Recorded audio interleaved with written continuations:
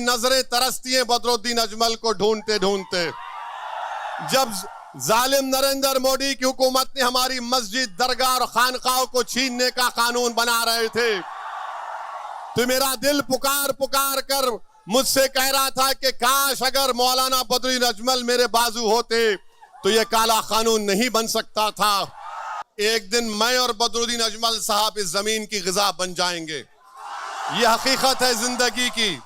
मगर जब हम जाएंगे इस दुनिया से तो कोई ये नहीं कहना कि काश कोई आकर हमको हिलाकर बता देता, कोई हमको जगा देता, कोई हमको हिम्मत दिला देता कि ये वक्त उठने का है, ये वक्त उठने का है, ये वक्त बैठने का नहीं है, ये वक्त लड़ने का है, ये वक्त सीना तान कर अपने हक को मनवाने का है। तुम याद रखो, तुम उस रसूल रहमत की उम्मत हो, तुम उनकी उम्मत हो, तुम किसी से नहीं डरते सिवाय अल्लाह के। हम मरेंगे इंशाअल्लाह ताला, मगर हमारी मौत लाखों को हयात देकर देगी इंशाअल्लाह ताला। तो मेरे अजीज दोस्तों और बुजुर्गों, 9 तारीख के दिन आपको अपना एक एक वोट ताला चाबी पर बटन दबा कर देना है। ये मैं सिर्फ इस विधानसभा की आवाम से अपील नहीं कर रहा हूं, बल्कि आसाम के तमाम इंसाफ पसंद हिंदू भाइयों से भी अपील कर रहा हूं। मैं आसाम के तमाम इंसाफ पसंद हमारे ट्राइबल भाइयों से बहनों से अपील कर रहा हूं। मैं उन तमाम से अपील कर रहा हूं जो भारत के संविधान को अजीज रखते हैं। मैं उन तमाम मियाँ लोगों से अपील कर रहा हूं, ये वक्त उठने का है मेरे भाई, ये वक्त इंतशार का शिकार नहीं होना है। आपको अपने इस कौम के इस कायद के साथ खड़े रहने का वक्त है जिसने अपनी जिंदगी आपके लिए वक्फ कर दी है। आज आपको इनको कामयाब करना है। आप अंदाजा नहीं लगा सकते कि पार्लियामेंट में मेरी नजरें तरसती हैं बदरुद्दीन अजमल को ढूंढते ढूंढते। जब जालिम नरेंद्र मोदी की हुकूमत ने हमारी मस्जिद, दरगाह और खानकाहों को छीनने का कानून बना रहे थे, तो मेरा दिल पुकार पुकार कर मुझसे कह रहा था कि काश अगर मौलाना बदरुद्दीन अजमल मेरे बाजू होते तो यह काला कानून नहीं बन सकता था। जो मेहनत से आपने अपनी लीडरशिप को तैयार किया है, उसको मजबूत करो, उसको मुस्तहकम करो, उसको कामयाब करो। याद रखो, एक दिन मैं और बदरुद्दीन अजमल साहब इस जमीन की ग़िज़ा बन जाएंगे, यह हकीकत है जिंदगी की। मगर जब हम जाएंगे इस दुनिया से तो कोई ये नहीं कहना कि काश कोई आकर हमको हिलाकर बता देता, कोई हमको जगा देता, कोई हमको हिम्मत दिला देता कि ये वक्त उठने का है, ये वक्त उठने का है, ये वक्त बैठने का नहीं है, ये वक्त लड़ने का है, ये वक्त सीना तान कर अपने हक को मनवाने का है। तुम याद रखो, तुम उस रसूल रहमत की उम्मत हो, तुम उनकी उम्मत हो, तुम किसी से नहीं डरते सिवाय अल्लाह के। हम मरेंगे इंशाअल्लाह ताला, मगर हमारी मौत लाखों को हयात देकर देगी इंशाअल्लाह ताला। तो मेरे अजीज दोस्तों और बुजुर्गों, मियाँ लोगों को फॉरेनर्स ट्राइब्यूनल मिला, मियाँ लोगों को वो तमाम BTDA के वो तमाम मामलात मिले जिसमें हम बेघर हो गए। 51 बरस में वही कानून लैंड ग्रैबिंग का बनाया गया था। कौन था मंत्री? रकीबुल मंत्री थे।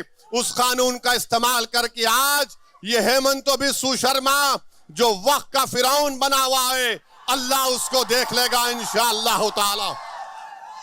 तो कांग्रेस, बीजेपी, मोदी, हेमंत बिस्वा शर्मा, गोगोई ये कभी नहीं चाहेंगे कि तुम्हारी एक आजाद सियासी लीडरशिप पैदा हो जाए। आपको याद दिला रहा हूं, बरसों पहले एक सियासी पार्टी बनी थी, कांग्रेस ने उसको खत्म कर दिया। मुझे बदनाम करते हैं, ये बी टीम है, ये फुला टीम है। सुनो कांग्रेस के दल्लालों, तुम जितनी गाली दे सकते मुझे दे दो। मैं तुम्हारी गालियों से और झूठ से मुतासिर होकर घर में बैठने वाले का नाम असदुद्दीन ओवैसी और बदरुद्दीन अजमल नहीं है।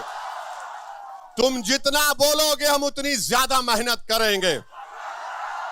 और सुन लो हेमंत बिस्वा शर्मा, बीजेपी RSS वालों, तुम मारना चाहते ना हमारे को, तुम हमारी कमर तोड़ना चाहते ना। हेमंत बिस्व शर्मा 9 तारीख से पहले बता दो, गुवाहाटी के चौराहे पर तुम बोलो कि इस चौराहे पे ओवैसी को मारूंगा, मैं आने तैयार हूं, मैं मरने तैयार हूं आसाम के गरीबों के लिए। तुम्हारी ये धमकी हमको डरा नहीं पाएगी। अरे मरना तो सबको एक दिन, कभी मैं जाऊंगा तो तुम भी जाओगे, मगर ये डराने की सियासत अब काम में आने वाली नहीं है। ये मजमा बता रहा है हेमंत बिस्व शर्मा कि अब हम डरने वाले नहीं हैं, तुम्हारे सामने खड़े होकर अपना हक मनवाएंगे। ये मजमा पुकार कर कह रहा है कि जो बेघर हुए हैं, इंशाअल्लाह बदरुद्दीन अजमल के उम्मीदवार कामयाब होकर उनके सर पर इंशाअल्लाह अल्लाह ताला छत बनाकर उनको घर देंगे इंशाअल्लाह ताला। ये मजमा पुकार कर कांग्रेस से कह रहा है, ये मजमा पुकार कर कांग्रेस से कह रहा है कि अब 51 बरस के बाद तुम्हारी मक्कारी का शिकार नहीं होने वाले। अब हम अपने मुकद्दर के फैसले करेंगे, अब हम अपने मुस्तकबिल के रास्ते बनाएंगे, चाहे रास्ते में पहाड़ आ जाए, जालिम आ जाए, तूफान आ जाए, जिसके हौसले पाक होते हैं अल्लाह उनको चरागों तूफानों में चराग उनका जला देता है और ये चराग जलेगा इंशाअल्लाह ताला। तो मेरे अजीज दोस्तों और बुजुर्गों, मेरी आपसे एक ही गुजारिश है कि एक एक वोट को इस्तेमाल करो, डरने और घबराने की जरूरत नहीं है। ये कांग्रेस जो आसाम की कांग्रेस है और ये बीजेपी जितने लोग गए ये सब कांग्रेस से गए हैं, ये सब कांग्रेस से गए हैं। यहां से ग्रेजुएशन किए, वहां पर जाकर मास्टर्स की डिग्री लिए बर्बादी और जुल्म करने में। मेरी आपसे गुजारिश है कि मुत्तहदा तौर पर अपने एक एक वोट का इस्तेमाल करिए। अल्लाह मेरी आवाज को उन तमाम इलाकों में अपने फजल और करम से पहुंचा दे। जो कोई भी AIDUF का उम्मीदवार है उसके हक में वोट का इस्तेमाल करिए। कैंडिडेट बदरुद्दीन अजमल नहीं है, कैंडिडेट हर एक आप आदमी है। आप कैंडिडेट है, आप कैंडिडेट है, आप कैंडिडेट है, बल्कि पूरे आसाम का मियां कैंडिडेट है इस इलेक्शन में इंशाअल्लाह ताला। और सुन लो डराने वालों, जब तक मियां जिंदा है दुनिया जिंदा रहेगी। हम जिंदा रहेंगे, मस्जिदों में हय्या अलल सलाह हय्या अलल फलाह कहते रहेंगे। मस्जिद के बाहर आएंगे तो हर मुसीबत पे कहेंगे ला इलाहा इल्लल्लाह। तो अब हमको डरना नहीं है। अल्लाह ने आपको एक क़यादत दी है, इसको नेमत समझिए। ये आपकी क़यादत है, अजमल साहब की नहीं है, मेरी नहीं है। इसको आपने अपने खून पसीनों से आंसुओं से बनाया है। ये अमानत है, अगर हम मर भी जाएंगे तो तुम इस अमानत को अपनी नस्लों में जारी करना, ताकि सुबह क़यामत तक आपकी लीडरशिप बाकी रहे। यही चंद गुजारिशात मुझे आप तक पहुंचाना था।